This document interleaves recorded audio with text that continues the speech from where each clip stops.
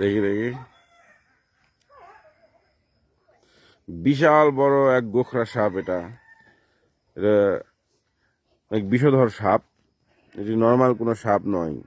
সাপটি অগোচরে খোলস ছেড়ে পালিয়েছে। এই চাচারা সাপটিকে দেখেছে এবং খোলস ছেড়ে ছেড়ে গর্তের ভিতর ঢুকে গিয়েছে, কারণ সাপটি এই ভিটাতেই রয়েছে।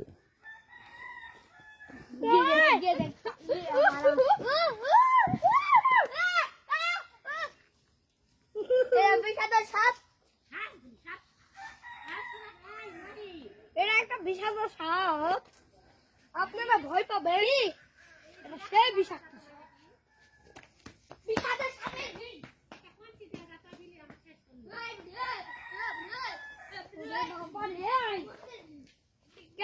ভিডিও করি